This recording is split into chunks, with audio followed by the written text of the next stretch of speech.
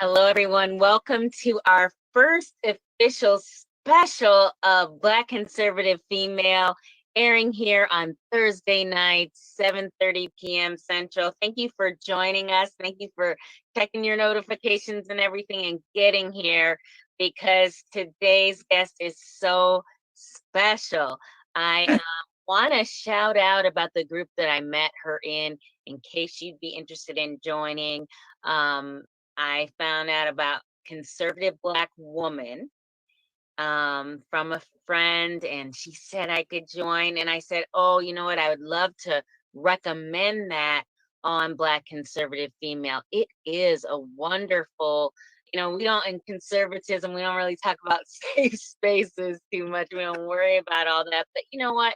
It is nice. It is nice to be able to find. And I know I've been able to recommend a few people to the group who have told me, you know what, I just became a conservative, haven't found my tribe, it's kind of lonely up in here, glad I met you, but and so and they're, they express the same thing, that they're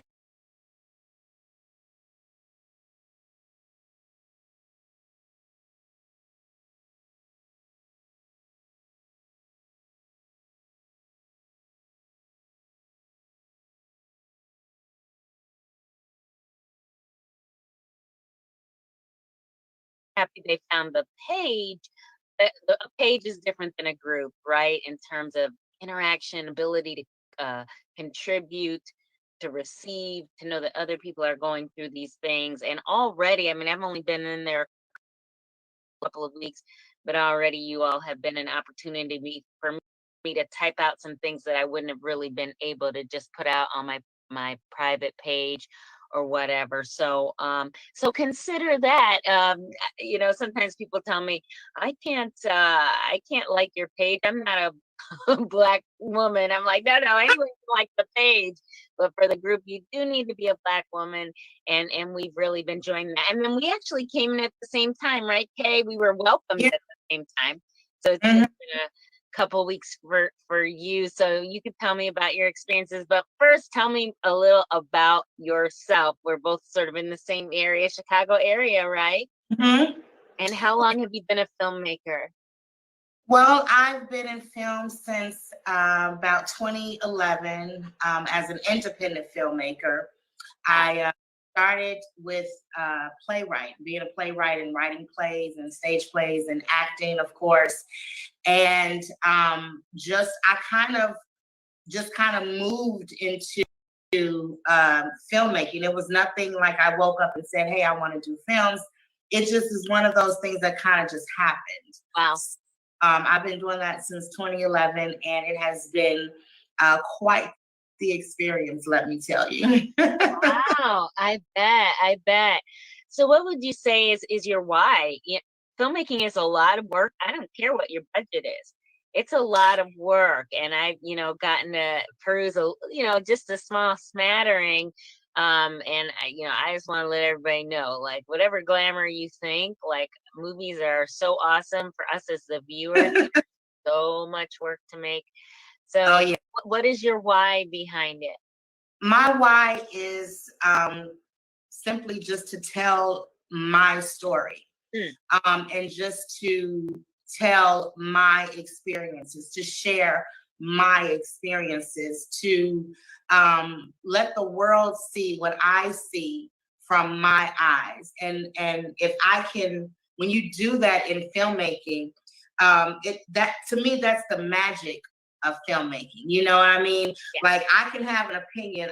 You and I can dialogue all day long about a specific subject or a specific story. But when I can take that same story and now show you and show the world what it looks like through my eyes, just to Right. help you understand. So my why is simply to tell the story. I love that. I love Yeah. that so much. You know what? I just got into a little bit of an internet argument with someone over the criticism to Lynn Manuel's In the Heights. Mhm. And for me, at the end of the day, I just feel that we need to tell our own stories. I don't mind someone telling our stories either, but I'm saying if you're not going to put anything to the table, why are you complaining? You know, Mhm. I would rather back the solution than continuously whine. Look, Lin Manuel had to go through some things to get where he is, to tell Mhm. stories the way he's telling them. You know what I'm Mhm. saying? It wasn't fully handed on him to him. He has worked his way up to the system. So if everyone in the film kind of looked like him, well, I mean, it is also his film. I think at the end of the day, I understand, because the area he was talking about, has more of an African Cuban presence than what he showed. And so I'm not saying there's no merit, Mhm. but for me, at the end of the day, we have to get to a place of telling our own stories, and we're not in a position where we can't, where that's not possible, right? We always Right. want, and it goes, to me, is almost like one of the concepts of conservatism versus liberalism. We always want someone else to get it right for us. Right. I'm just not that interested in that conversation. Right. Right. So yeah. But speaking on that, I feel that um, you can tell your story in whatever manner and whatever way that you want to. But when you are stating facts as a filmmaker, to me, film is the only thing, film and writing, those are the only things that are true. You can, because you're not, when you're writing and you're filmmaking, you're telling again a story. So if the story says that I walked down the street and a red dog came up to me and bit me in the leg, then I should film a red dog, and I should film me walking down the street and a red dog biting me on the leg, and then be specific. Was it my right leg or my left leg? So some stories, when you tell it, you have to tell the truth. That's the whole point in filmmaking. So I have a problem with some movies that, like what you just said, that are, they have this, like you said, they have an more African Cuban neighborhood or a situation, and then you come behind and you throw, all Asians in there, or you throw a mixture in there. Some stories just have to be told exactly how they are. Just like with Cleopatra, with Elizabeth Taylor. We know doggone well that she didn't look like Elizabeth Taylor. Mhm. Cleopatra looked like me. She was heavy set, dark skinned, this is Cleopatra. So some stories, especially historical stories, you must tell the truth. That's just like me making a story about JFK and casting Denzel Washington. That would be ridiculous on my end, and people would go nuts. But those things happen in film, and and Hollywood will do that. Hollywood just does things like that, like with the Michael Jackson story, and they cast a whole Caucasian for Michael Jackson. And not only does Hollywood do that, but Black filmmakers and just Black people across the world, we allow that to happen. Mm. Some things should not happen in film. Yeah. Now, Well, if this just means to just moseying on, just saying whatever, blase, then okay, that's fine. But when it comes to historical things and some things that actually matter, I think filmmakers should actually be true to the game and tell it how it is, no matter what it looks like, because that's the point and that's the magic of film. You tell it like it is. I see. No, that And we makes have sense from a your. responsibility. We have a responsibility to do so. Yeah, no, that makes total sense from your perspective of what, film is. For that reason, I know Toni Morrison created an alternate version of Hamilton or something, back a different version, because she didn't like what Lin-Manuel did. For me, I have a more, and my background is acting. I directed theater more back in college, and for some years afterward. And I like artistic license. So I Mhm. loved, Hamilton musical. for me, In the Heights is a musical, so already not realistic. So Right. I'm okay with things like that. You know, Mm-hmm. when I was thinking of staying in directing, I had a concept for Les Miserables where it would be somewhat like Hamilton, where it would have the mix of races. But I was also thinking of playing with some of the genders of some of the people and switching them and stuff like Mm-hmm. that. So so I'm into that, but that is also sort of theatrical trope as well, having And fun with things like that. and we're talking theater as opposed to But film. it's different. You know It's what I mean? different. It is So different. different. Theater is- But I do think, I will say that I do think people get there's a whole interesting bleeding of the lines with, especially in these days and age, of not really being able to um see characters as different, as actors different from their characters. So there's a realism that people are kind of wanting. I mean, I just started seeing it happening with the whole Bill Cosby thing. I don't understand personally taking the show down because of what an actor did. And so and those shows were sort of important to our, seeing ourselves a little different as a Black community and things. And we had a whole lot of shows like that back then. And Mhm. and now, now we're just full on canceling, but everything. Yeah. But anyway, it's a very interesting Yeah. interesting. It's, especially if you're taking down shows because of sexual harassment and things like that, then we would probably have to Not cancel. watch a thing. We would probably have to cancel 95% of television. So, If let's we keep were it being honest, if we were being very, very honest about that stuff, you are so right about let's that. fair across the board. I love what's that the story with men, whatever that show is, with Charlie Sheen. Oh, okay. Oh, is it 3 Men and a Baby? No. It's I can't think of it, but it's with him and his brother and his son. Okay. So I love that show. I can't think of the name of it right now. I love that show. But if that's the case, if you're gonna take down the Cosby Show, then let's take them all down. Let's be fair across the board. Right. And we know there's all kinds of lies with that. But I am excited about you telling your stories. I'm excited about more of us telling our own stories. I think that that's very, very important. So I'm excited about what you do. So tell me about what your latest effort is. What projects are you working on now? Well, I ghostwrite, cast, and produce for two major television shows. One has been on air for decades, and another one is a brand new show that is airing. It premieres this fall, Okay. so it's airing. So I'm in the middle of that.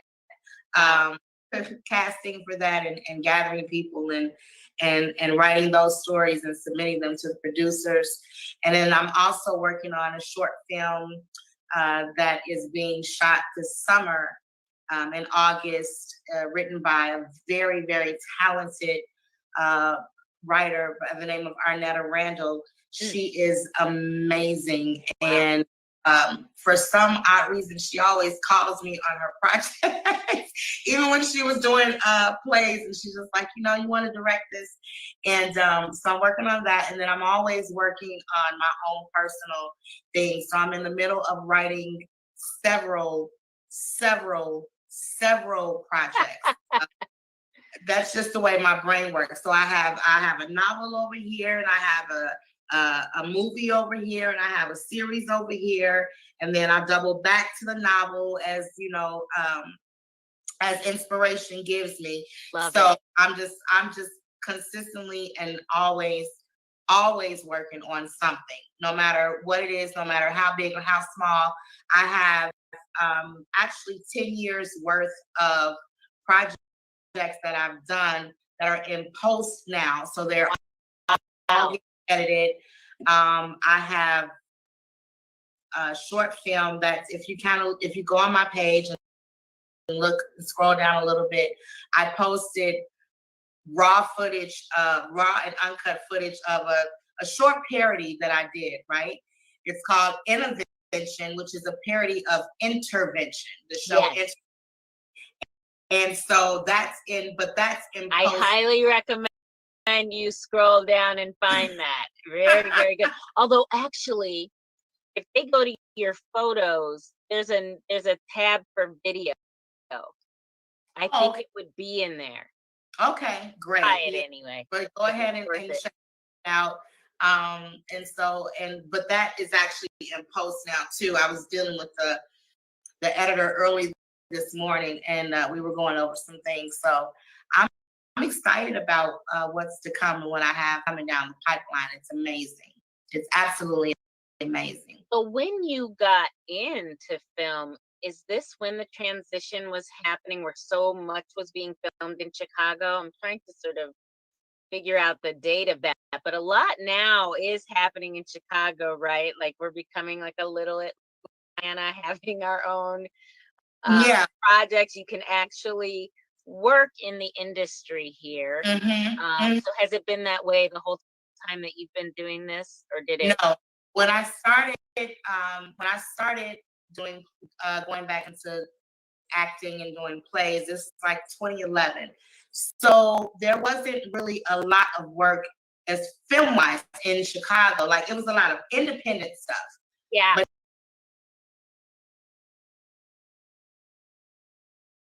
not a lot of mainstream things. And so I was going to Atlanta. I was filming in New York. I was filming in LA. I moved to Los Angeles for a year or so. And that's when, it's like when I moved to LA, that's when things started shifting. And actually when I came back from LA, that's when I started noticing the shift.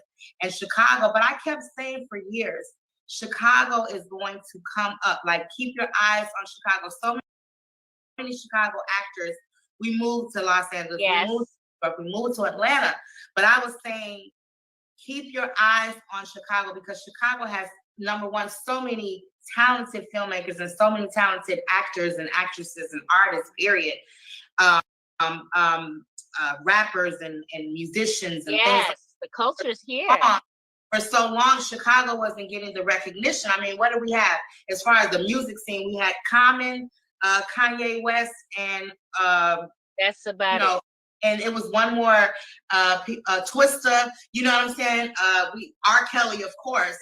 But it wasn't. But there's so many more Chicago artists, and that it's just, we're amazing. Chicago's an amazing city. And so I think the transition started around between 2016, 2019 when they came with Chicago Fire, Chicago PD, Chicago Med, The Shy, for one.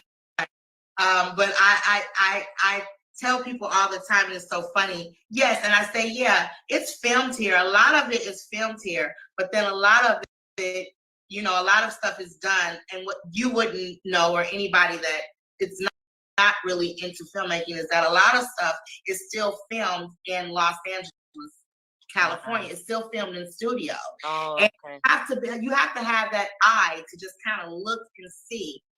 What they'll do is they put in a lot of stock footage, but they'll film some scenes here, but for the most part, some things are still being shot in Los Angeles, California.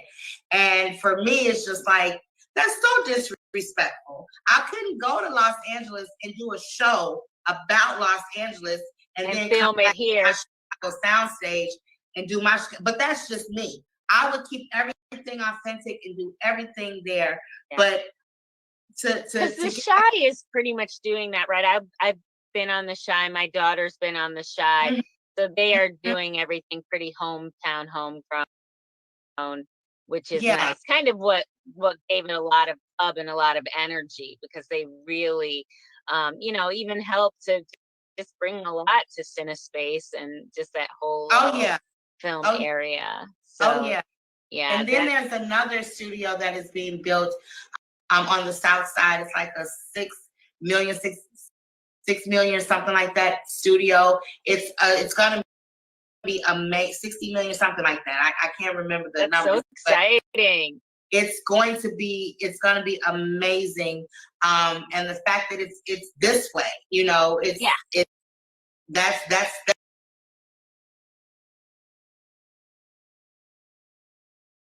that's tough, That is awesome. Pretty tough.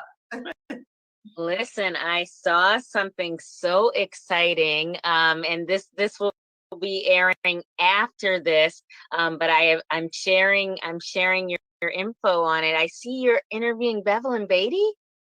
I am. Oh my goodness! So, are you starting a podcast? You already have one. What is that about? I have a podcast. I started my podcast last August, and I kicked off my podcast with the incomparable, the wonderful, the amazing David Icke, right? Oh boy. And it's like, and everyone was like, who does that? Who talks to David Icke? Like, who does that? And I always have a way of being the first in some things that I do. And I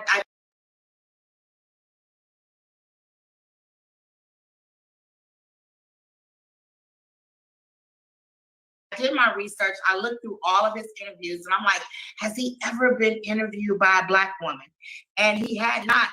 At least the videos that I saw. But I went through all of his things and I saw that he had not. So that was a huge, major, that was like one of the most major pivotal points in my life, because I have been talking about starting a podcast, and I call it a broad podcast, right?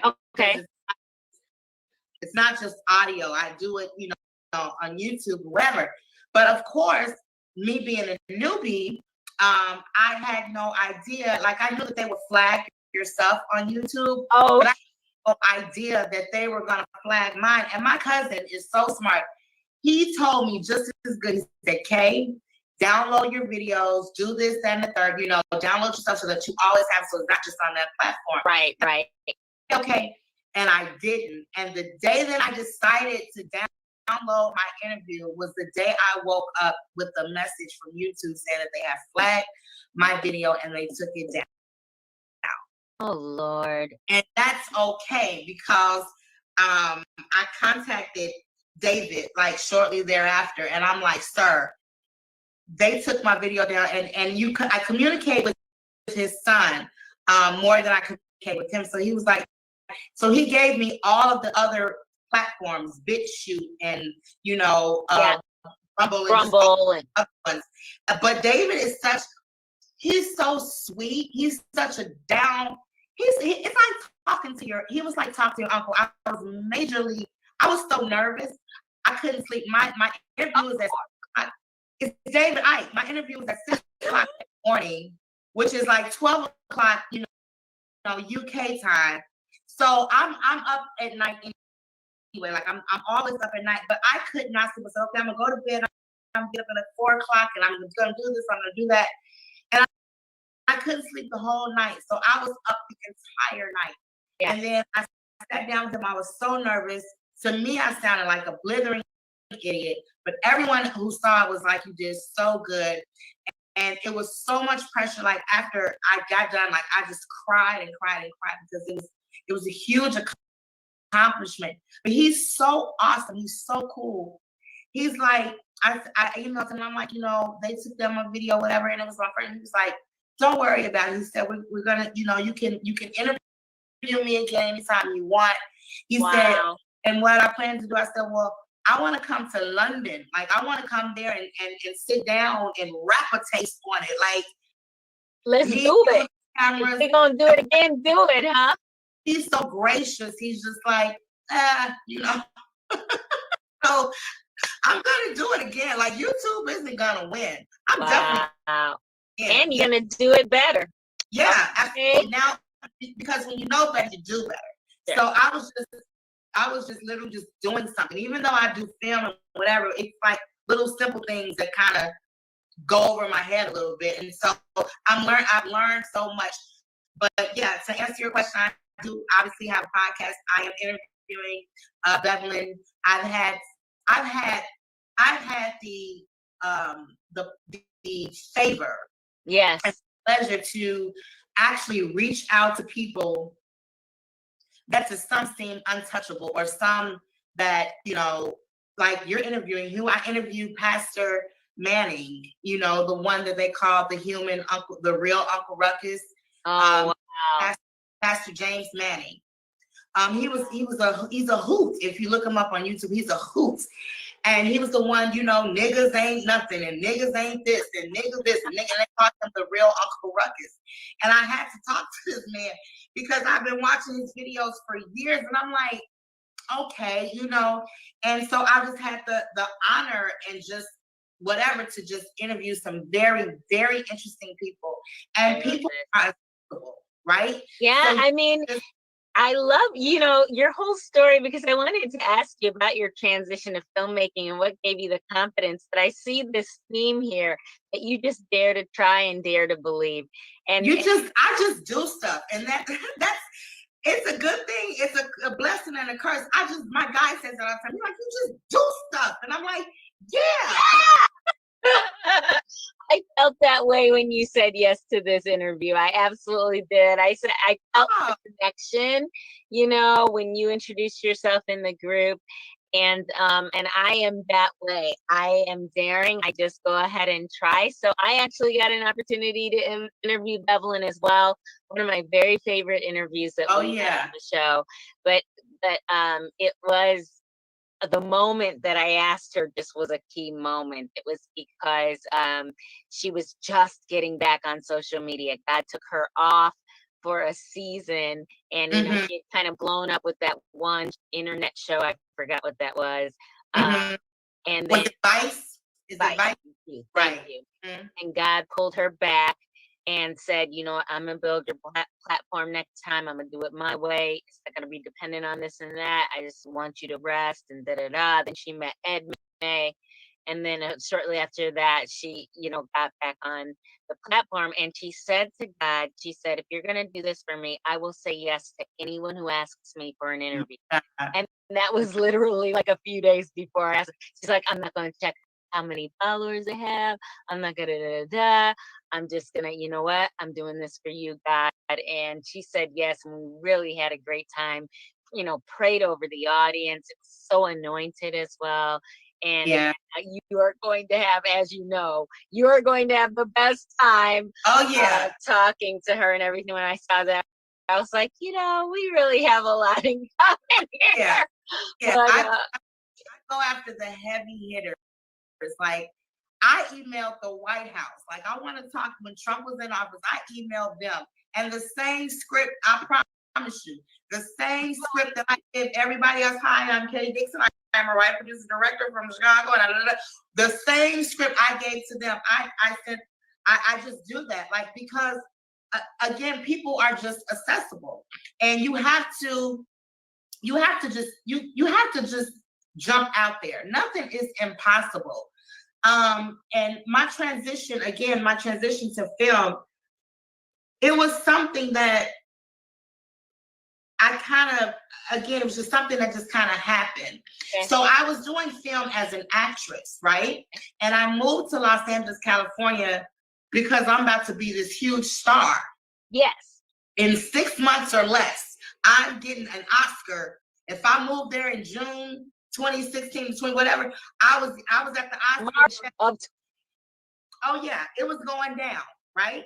Okay. It was going down.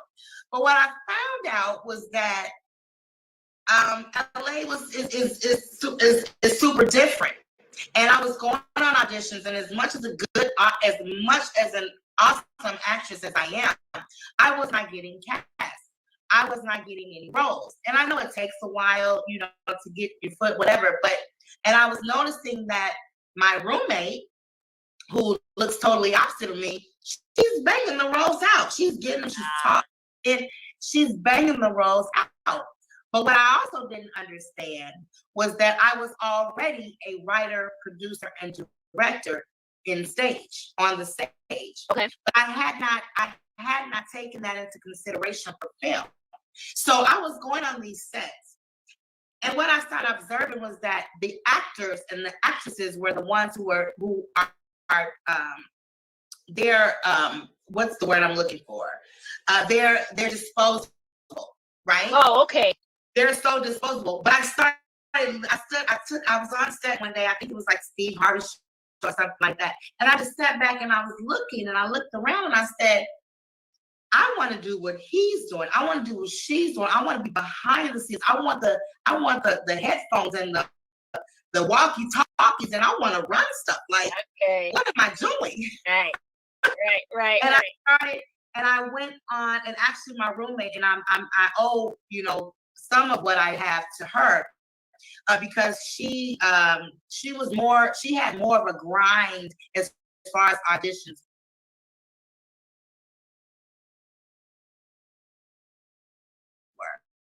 She had more of a grind because I still had children. I had I have to work still and then grind and work and try to, all together. But she was single with a cat and her guy. So she was able to, grind more auditions, but she would always filter information to me and vice versa. And so she was doing a student film. She was picked to do a student film at AFI, American Film Institute, which is the #1 film school in America. And so she's like, you want to go? It's like a lazy Sunday afternoon. I wasn't doing anything. I'm like, sure, fine, whatever. And I went and, she said film. And she's like, she told me what the story was and everything. So I packed a bag of clothes because I don't know what's going on. I don't know what's going to happen. I don't know I'm prepared. And I went on that set. And people in LA, they don't like to share information. Right. Because everyone's trying to make it. Everyone's trying to do the same thing. And some people don't share information. And I was trying to figure out, how do I get into production? How do I get into production? How do I get into production?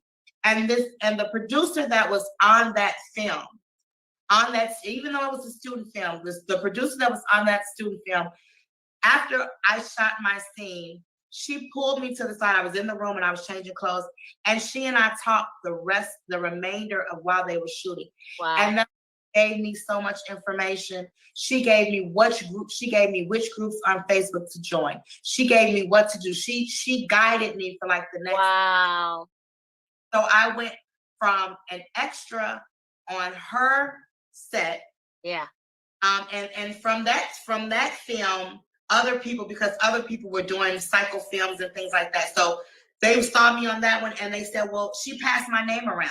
Well, why don't you get Kay Dixon to help you? And she wanted me to come on her set. So she was doing a film like a couple of weeks later. Wow. And so I came on her set, and I was supposed to come in as a PA, a production assistant. Yeah.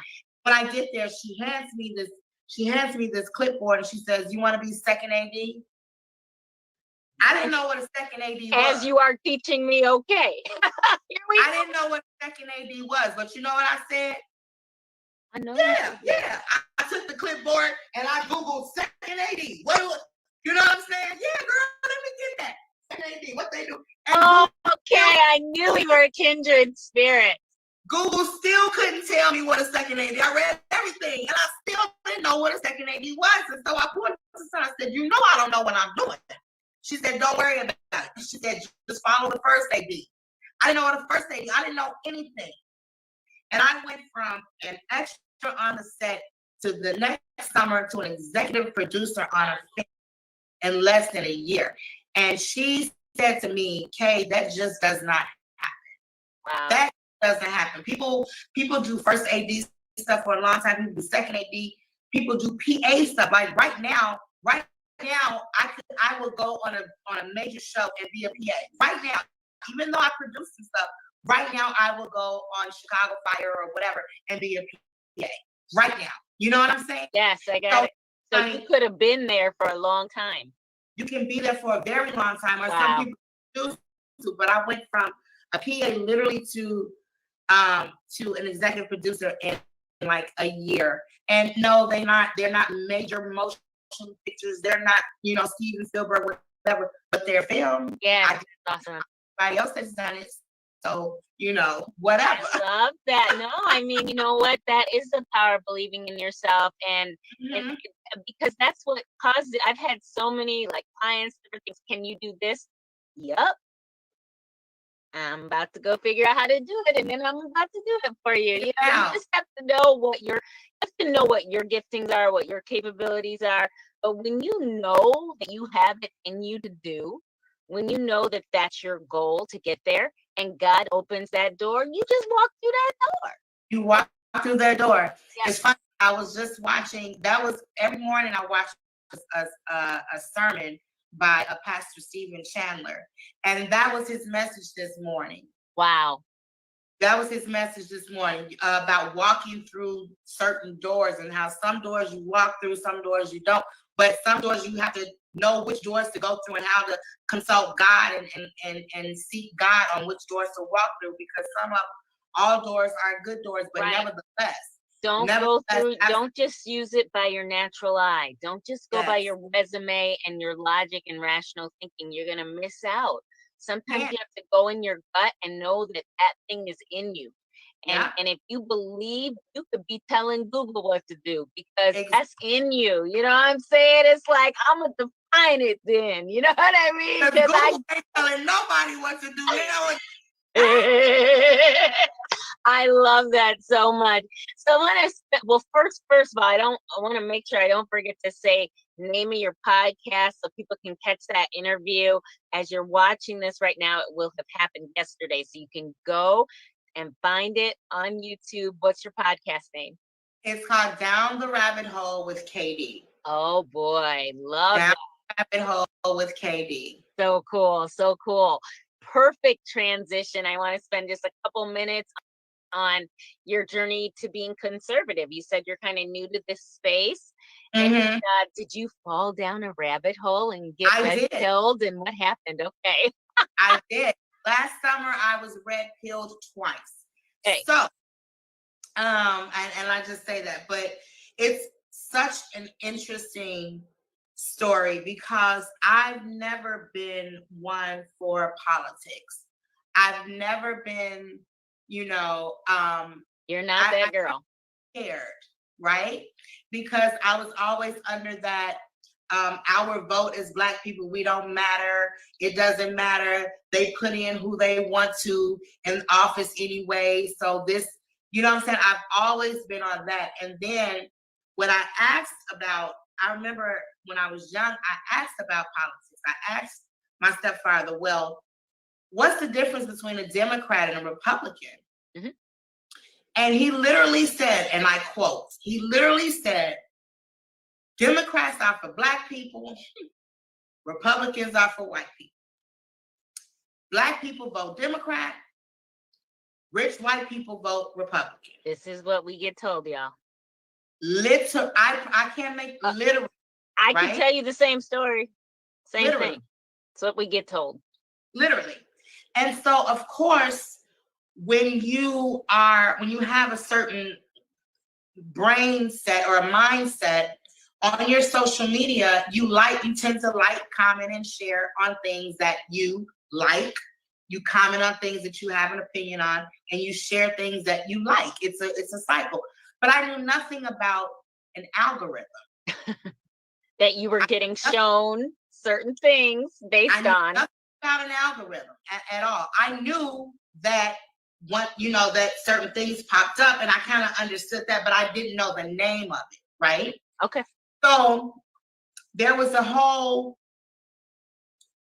whole thing with George Floyd. When the George Floyd story hit, I was all over it because I've always been this person when I saw things on the news, when I saw things on the mainstream media, and even just in conversation, it's just my personality to break stuff down.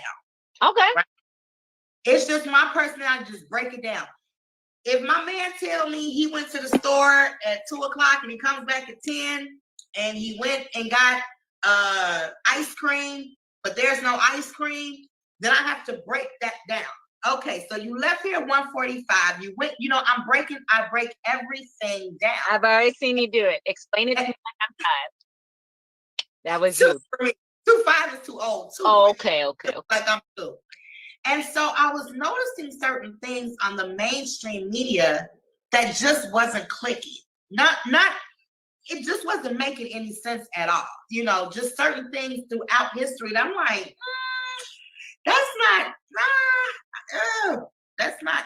it's not making any sense. So with the George Floyd thing, I was all caught up in the theatrics and the emotions of the story.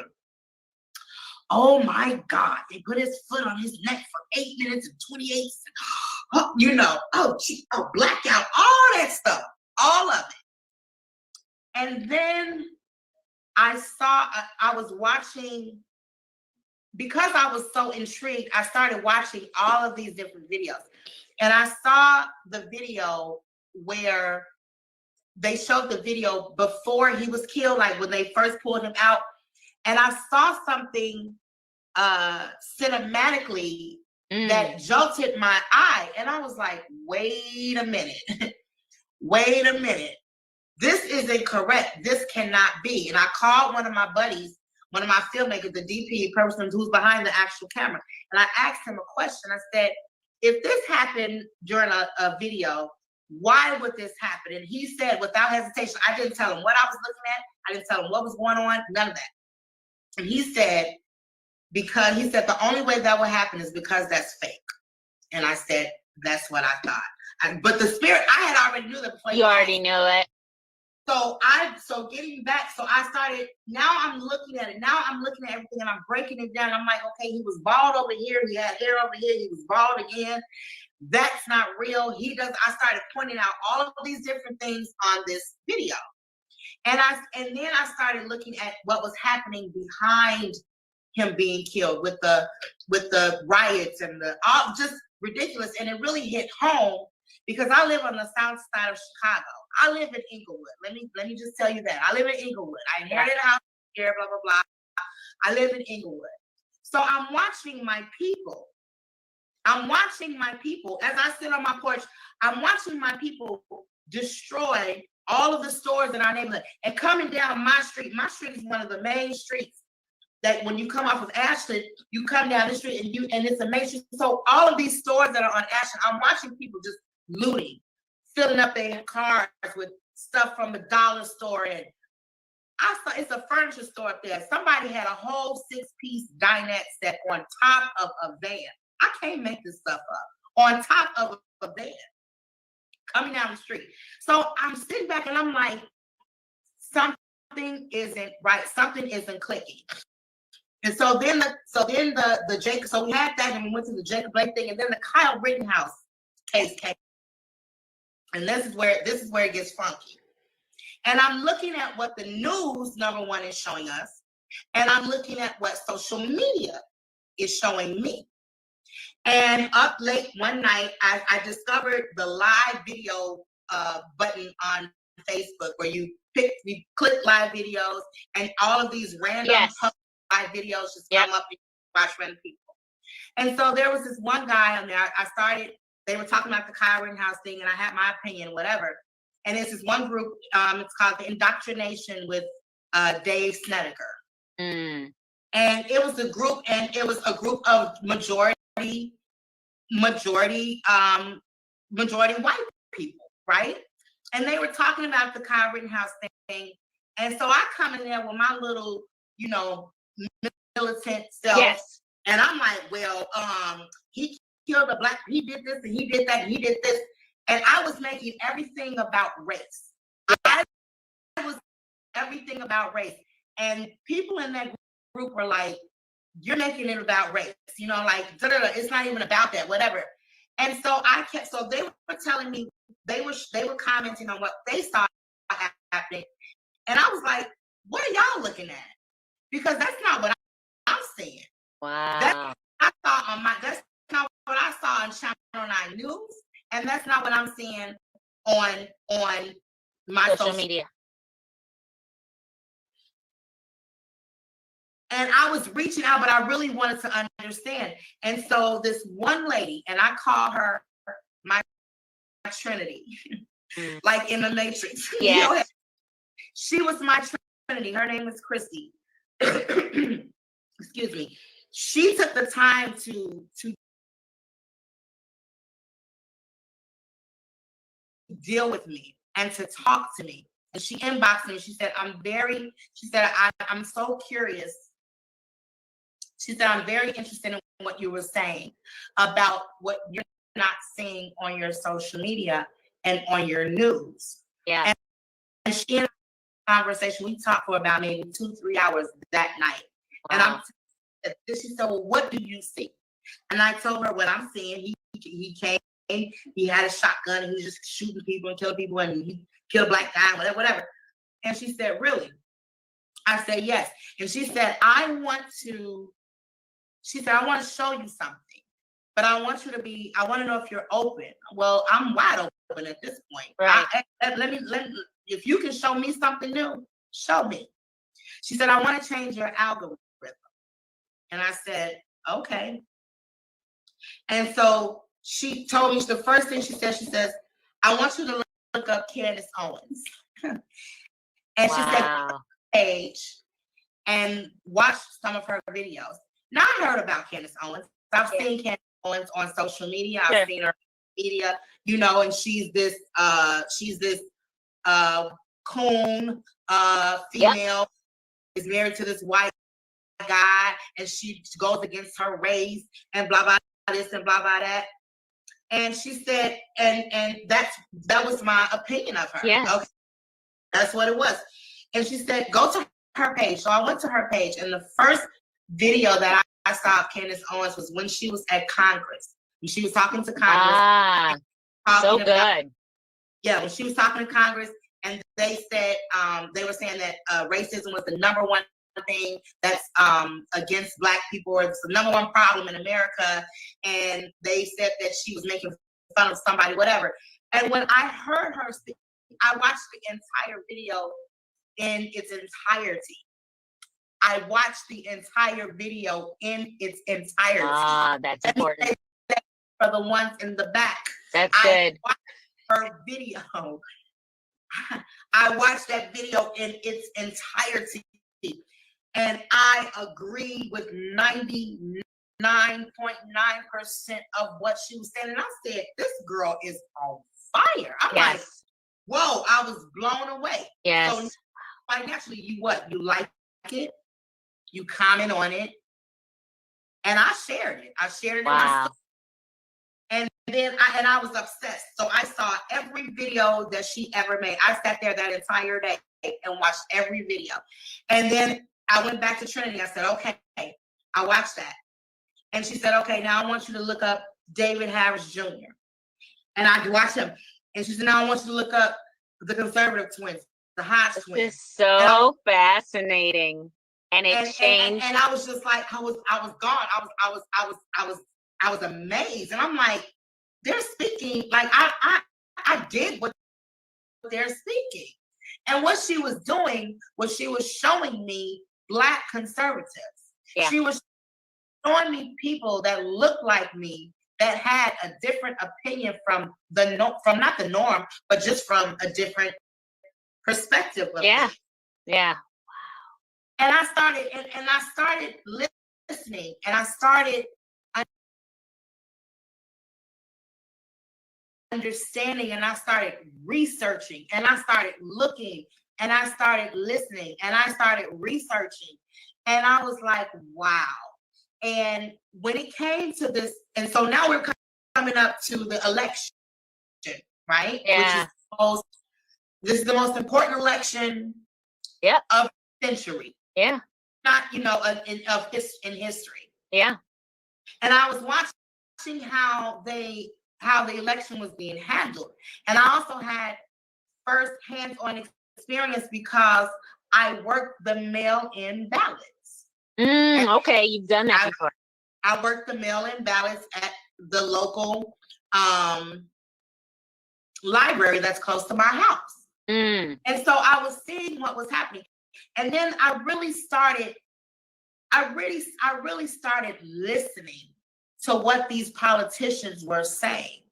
I didn't just look at bills. I started reading the bills. Go ahead, Kay. Watched the news and see what they went. I watched the whole video in its entirety. And she started showing me things. So what she did was she switched my algorithm all the way to the right. Yes, that's right? crazy. She switched my algorithm all the way to the right. So now all I'm seeing is just all this right stuff and right. And I said, well, if she switched it all the way to the right, now that she showed me how to do it, let me switch it back where it's even, where it's half and half. Okay. And so for every right video that I would like something else on the left. And for this, and I did that for about a couple of days. And so now my algorithm is like this. Wow. So now, yeah, literally the red blue pill at the same time. So now when I see a truck or the expressway that you're saying Trump supporters are trying to run it over. Yes. I see the other video where it looks like they were harassing the Trump supporters. You understand what I'm saying? So I'm seeing it on both hands. And I begin to see the BS on everything. And when I started listening, when I got so involved in this election, it was ridiculous. Like I was listening, there was nothing that Joe Biden said out of his mouth, if you understood what he was saying, that I didn't catch. Wow. I'm gonna tell you what Joe lost me at. I'm gonna tell you what Joe lost me at, and when I exited, when I had my blessing, I'm gonna tell you. Okay. When that man got on national television and said, when he was talking to Charlamagne, first of all, he interviewed Cardi B. And that was such a disaster. I'm like, why would a politician even talk to the likes of Cardi B other than followers?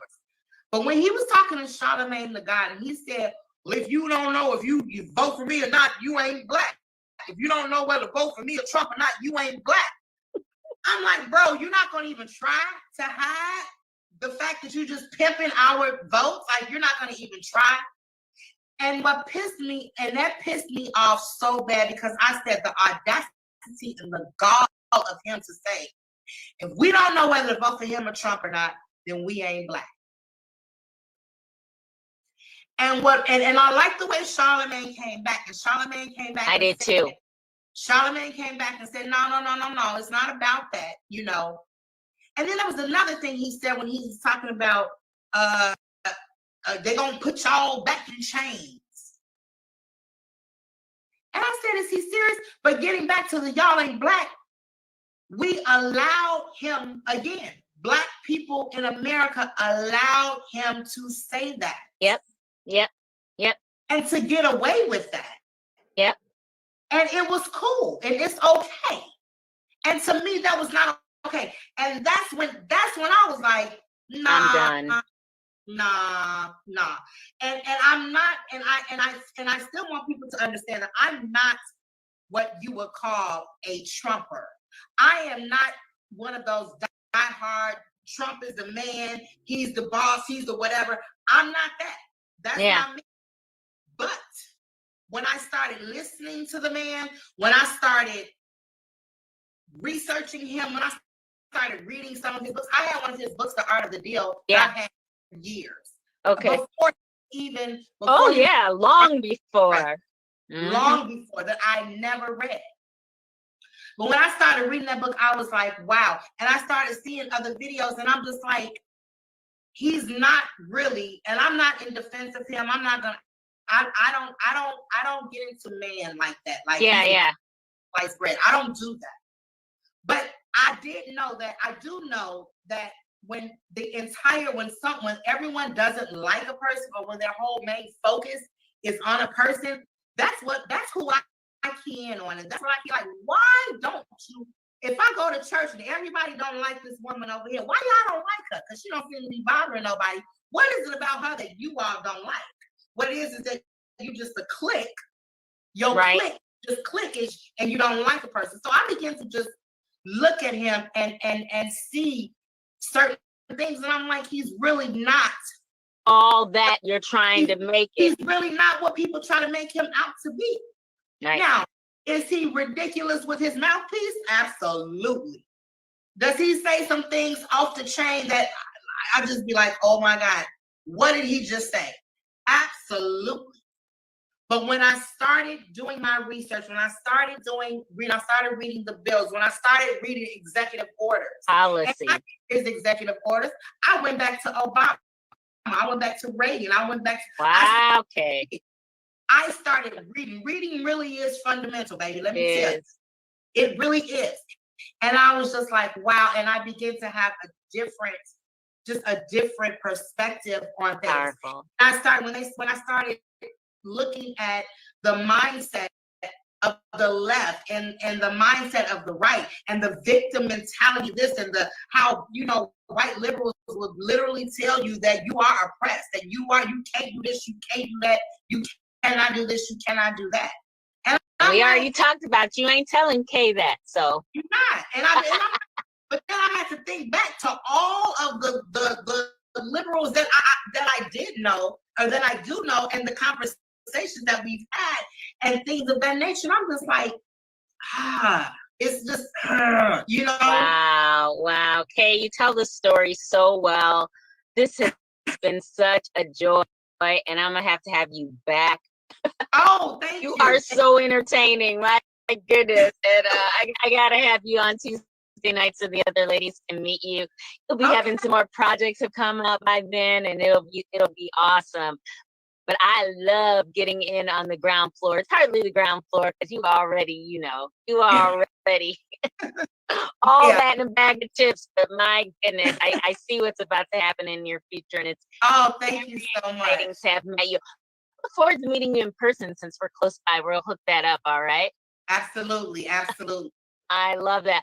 Guys, go check out Down the Rabbit Hole. No, what was it? Down the Rabbit Hole with Katie on YouTube. Go Down the Rabbit Hole with K, and it's K-A-Y. No, Katie, the left A and D. Okay, good. Mm-hmm. Down the Rabbit Hole with Katie. I'll put that in the comments. I am looking forward to checking out your podcast. Didn't even know you had one. I just knew you were awesome. Thank you. For our films and everything coming out. It's been a pleasure. Thank you. And thank you for having me. This is like my second or third interview or whatever. But I just want to say thank you for having me. Thank you. I love your show as well.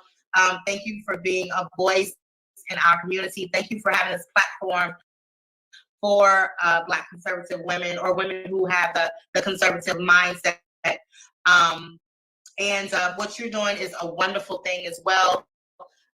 Love your stuff. Y'all check out her as well. Yes, it's a love fest. You about to be getting a whole lot more interviews because you are fun and you are a hoot to interview. Oh, thank you. You are so much fun. That actress just be popping. So I am looking forward to it. See you soon. Guys, thank you so much for watching, and we will see you next week. Bye. Bye-bye.